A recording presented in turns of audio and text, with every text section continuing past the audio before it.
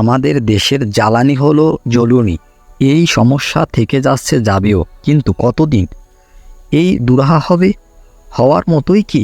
এই ধরনের হতাশা আলোচনা আমরা শুনতেই থাকি। কয়েকদিন পর পত্রিকায় এই আগ সংক্রান্ত নানা খবর প্রকাশিত হয়েছে এবং হচ্ছে। বিশেষ মাথা ব্যথার কারণ হলো আসন্ন গ্রীষ্মে লোডশেডিংয়ের সম্ভাবনা আছে। হয়তো খুব কষ্টকর হবে না কিংবা অসহনীয় নয়, কিন্তু তবু এই সম্ভাবনাকে অসন্তোষজনক।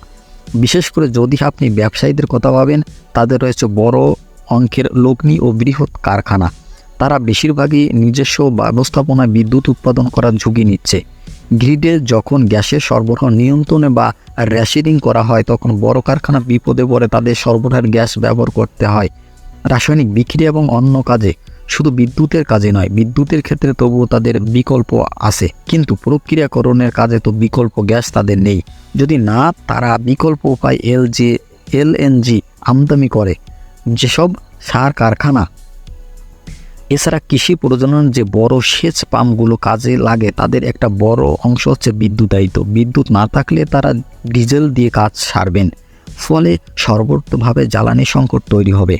খেয়াল করলে দেখা যাবে এই সমস্যা কেবল নবায়নযোগ্য উৎস দিয়েই মেটানো সম্ভব নয়। ধরা যাক আমরা বিদ্যুতের বড় অংশ নবায়নযোগ্য উৎস দিয়ে কাজ সারলাম, কিন্তু সেই ক্ষেত্রে তাদের পরিবহন খাতের বিপুল ডিজেল আমদানি করতে হবে। এসব সমস্যার সমাধান না করলে দেশে একটা বড় পরিবর্তন আনা যাবে না বিদ্যুৎ খাতে।